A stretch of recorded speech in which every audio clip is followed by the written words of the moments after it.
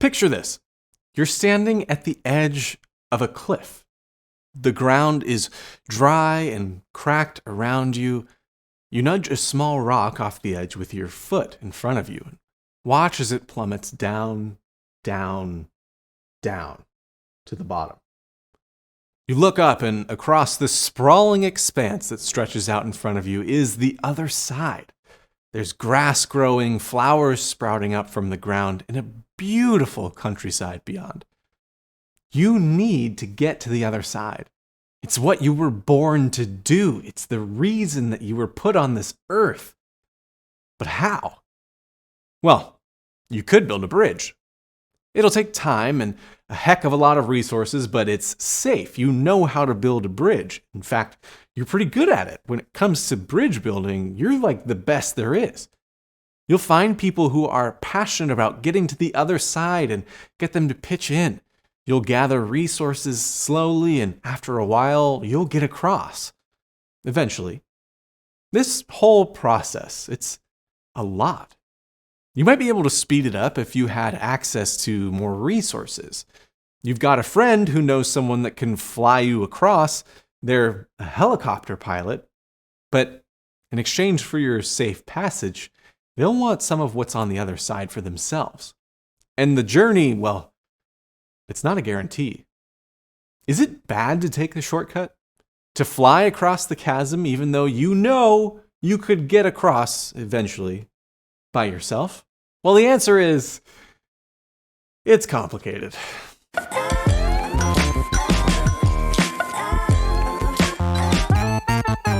Welcome back to The Profit Plot, a podcast where we help small business owners unlock the story behind their profitable business by unpacking one complex financial topic at a time.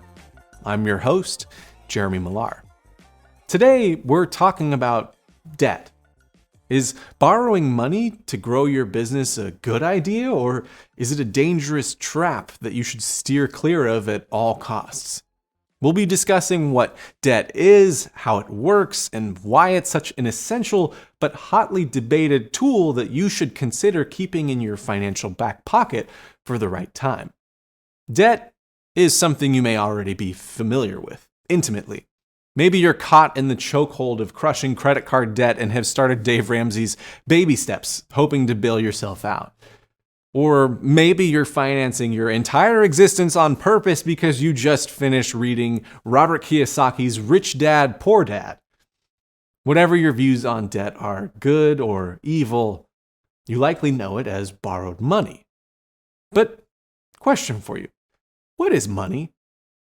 Most of us go our entire lives without ever stopping to question the thing that allows us to buy groceries or pay the water bill or generally live in our homes. Money is so deeply interwoven into the fabric of our society that it feels like it's always been there. Partly because it has.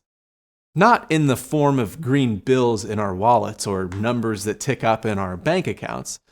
You see, before money was green, it was gold and silver and bronze, and before that, it was just an exchange of goods and services. You see, money at its core is just a promise. Before currency was invented, humans traded things or deeds. I'll trade you this fur pelt in exchange for some salted meat. I'll give you 3 fish for a pair of shoes. I'll make you a set of tools if you give me a bushel of wheat, and so on and so forth. But promises like these often take time to be fulfilled. You might need my set of tools to harvest your wheat, which means I have to give them to you on the merit of your promise. I have to trust that you'll return back with my food if I give you these tools. Societies slowly evolved and changed as societies do. Governments were formed and bigger promises were made. For example, the king's army will protect his citizens if they work the land for him. Societies needed a way to standardize the exchange around the promises being made. So, in 600 BCE, the Kingdom of Lydia minted what is believed to be the first official currency. Taxes were now payable in the currency of the land, and trade became easier than ever. Our promises evolved. And over time, money has drastically evolved. Now, most countries leverage their banking systems to create money. Banks receive a governmental charter, effectively a license to offer banking services, also allowing them to lend money. Banks must follow stringent rules and regulations, but in today's world, they are the source of money in society's circulation. Our society is still based on promises, but in a far more efficient system. When I do work for a company, I'm paid according to my agreed upon hourly wage. I fulfill my promise to the company I work for by accomplishing my job, and the company I work for fulfills its promise to me by giving me a paycheck.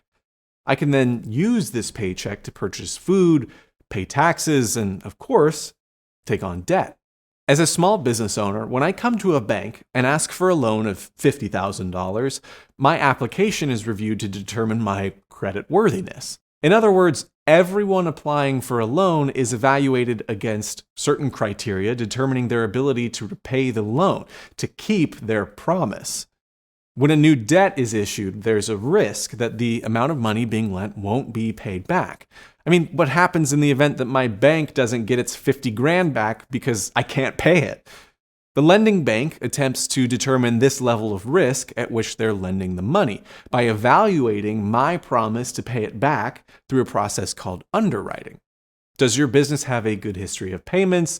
Do your financial statements show healthy growth? Will you personally guarantee that your loan will get paid back, even if you have to do it out of your own personal pocket?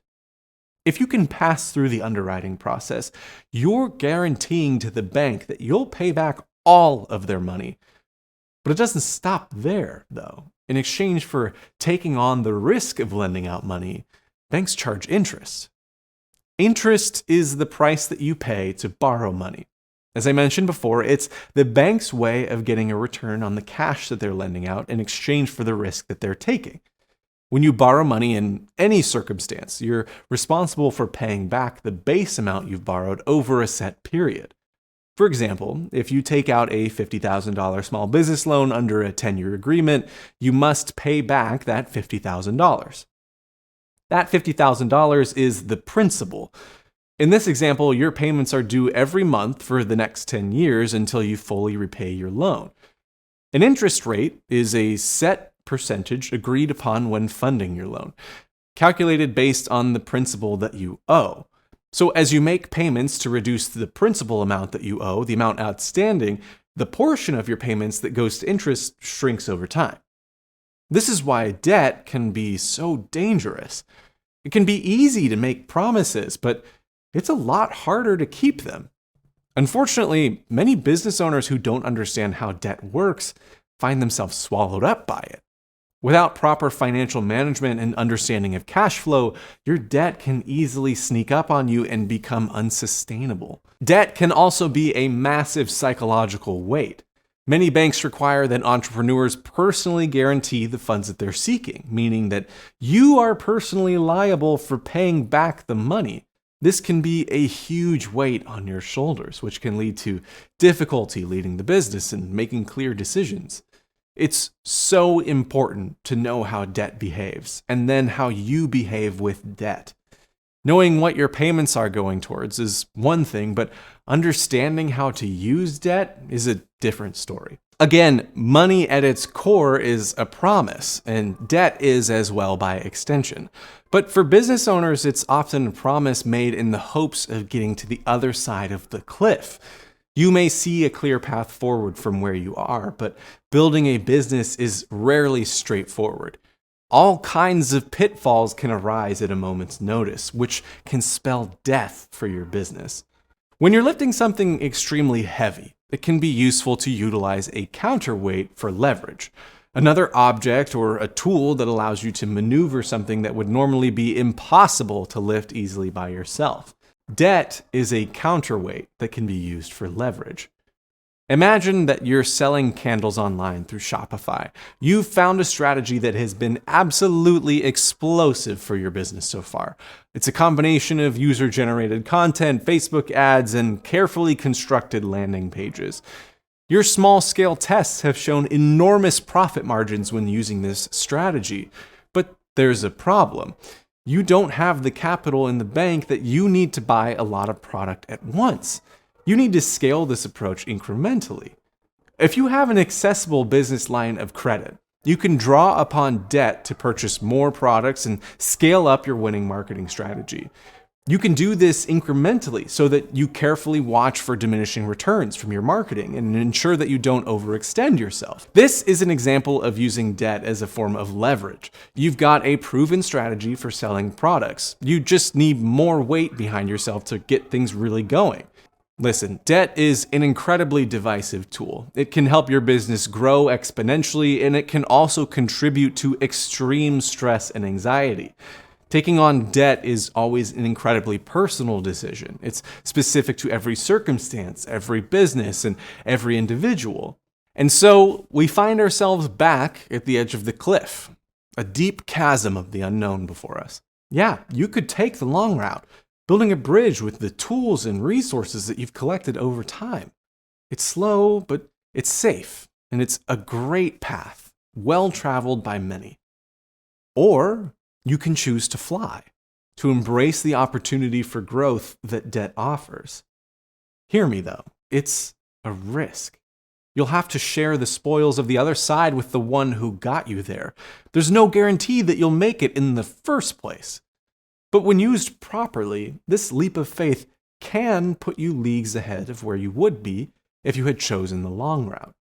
The question isn't whether debt is good or bad for your business. The question is, can you bear the weight of the promises you're making? In the right hands, debt can be the wind beneath your wings, carrying you across the vast expanse to reach the fertile grounds of growth and success. But it can also be the force that pulls you down, deep into the depths of the chasm, if not handled with care. Some people don't need it, and some people are just fine without it. So, as we close today's conversation, I implore you to consider this. Debt is a tool, not a solution. It's a means to an end, not the end itself. Whether it turns out to be good or bad for your business entirely depends on how you use it and how prepared you are to meet its demands. And remember, no matter which route you choose, the journey is just as important as the destination. So keep learning, keep growing, and keep unlocking your financial story, one decision at a time. As always, thank you for tuning in to The Profit Plot. Make sure that you're subscribed on Spotify, Apple Podcasts, or wherever else you get your podcasts from. And share this episode with a fellow entrepreneur who's considering taking a loan. The more that we learn, the stronger we become, and the wider the bridges that we can build. Join us again soon as we venture to unlock the financial story behind your profitable business. Looking forward to having you here with us next time on The Profit Plot.